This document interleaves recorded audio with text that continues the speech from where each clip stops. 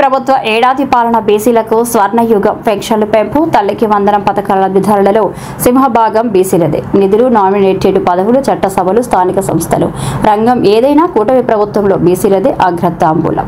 బీసీలపై దాడులు చేయాలంటే వణుకు పుట్టేలా బీసీ రక్షణ చట్టం విధి విధానాలను రూపొందిద్దుతుంది కూటమి ప్రభుత్వం. 2025-26 రాష్ట్ర బడ్జెట్లో 47,457 కోట్ల రూపాయలను బీసీల అభివృద్ధికి కేటాయించింది కూటమి ప్రభుత్వం.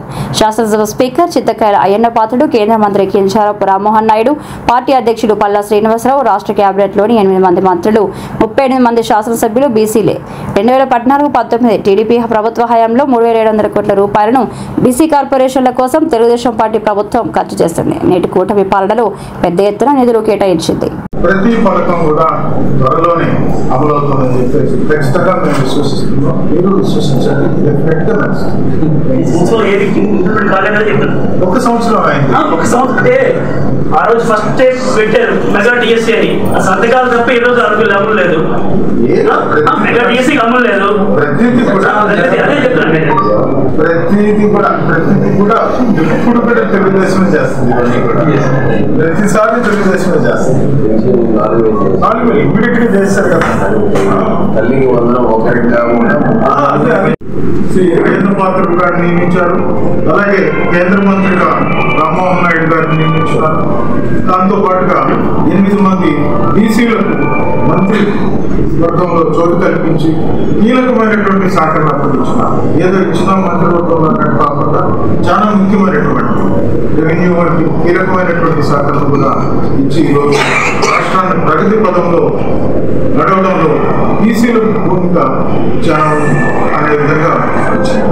అంతేకాకుండా యూనివర్సిటీలో మనం చూసినట్టయితే గత ప్రభుత్వం అన్ని కూడా ఒకే సామాజిక వర్గానికి కట్టబెట్టేది. ఏమి ఇచ్చినా కూడా, ఏ నామినేటెడ్ పోస్ట్ ఇచ్చినా, ఏమి ఇచ్చినా కూడా, ముఖ్యంగా విద్యాలయాల్లో కూడా బీసీలను చూసినట్టయితే మన ప్రభుత్వం 16 యూనివర్సిటీల్లో 9 మంది బీసీలను వైస్ ఛాన్సలర్స్ గా నియమించి ఈరోజు పాడైపోయినటువంటి విద్యాలయాలను కూడా గాడిలో పెట్టినటువంటి మంచి నిర్ణయాన్ని తీసుకుంది. స్థానిక సంస్థల ఎన్నికల్లో మనం చూసినట్టయితే బీసీ రిజర్వేషన్ 20 నుండి 34% పెంచడమే కాకుండా చట్టసభలో కూడా బీసీలకు 33% ప్రాతినిధ్యం వహించేలాగా ఉండేలాగా తీర్మానాన్ని చేసి కేంద్రానికి పంపించడం జరిగింది. మరి ముఖ్యంగా మనం చూసినట్టయితే 4,20,000 మంది బీసీలకు తన యొక్క ఆదరణ పథకం ద్వారా అత్యాధునికమైనటువంటి పరికరాలను అందించేటువంటి కార్యక్రమాన్ని చేపట్టి దీనికోసంగా ప్రతి ఏటా సుమారు 1,000 కోట్లు ఖర్చు పెట్టే విధంగా కూడా ఈరోజు ప్రభుత్వం నిర్ణయం తీసుకుంది. దీంతో పాటుగా మత్స్యకార కుటుంబాలు ఏవైతే ఉన్నాయో వారికి జీవో నంబర్ 207 రద్దు చేస్తూ మత్స్యకారుల సేవలు అనేటువంటి పథకం కింద వేట నిషేధ వృత్తిని 20,000కు పెంచినటువంటి ఘటన కూడా కూటమి ప్రభుత్వాన్ని దయచేసి చెప్తున్నారు. అట్లే నాయి బ్రాహ్మణుల విషయానికి వస్తే 25,000 రూపాయలు వారికి పెంచడం జరిగింది. ఇది కూడా ఒక మంచి సంఖ్య. చేనేత విషయానికి వస్తే జిఎస్టీని కూటమి ప్రభుత్వం రద్దు చేసి పవర్ లూమ్స్ కు 500 యూనిట్లు, హ్యాండ్లూమ్స్ కు 200 యూనిట్లు ఉచిత విద్యుత్తును అందిస్తున్నాం. బీసీలు అంటే కేవలం ఓటు బ్యాంకు రాజకీయాలకు చూపించినటువంటి గత ప్రభుత్వానికి భిన్నంగా బీసీలు అంటే దేశానికి, రాష్ట్రానికి వెన్నెముకలుగా గుర్తించినటువంటి పార్టీ తెలుగుదేశం పార్టీ. సంక్షేమాన్ని అటు అభివృద్ధిని 2 కళ్ళుగా జోడించి తీసుకుంటూ సూపర్ 6 అమలే లక్ష్యంగా కూటమి ప్రభుత్వం సూపర్ 6 గా ఈ ఏడాది పాలనను గడిచింది. బీసీలు, బడుగులు, బలహీన వర్గాల పెన్నిదిగా చంద్రన్నని ఈ రోజు మేము కొనియాడుతూ వారు ఇదే విధంగా తన యొక్క పరిపాలన రాబోయే 4 ఏళ్లలో ఆ పైన రాబోయేటువంటి సంవత్సరాల్లో కూడా బీసీలకు వెన్నుదన్నుగా నిలవాలని మేము కోరుకుంటున్నాం.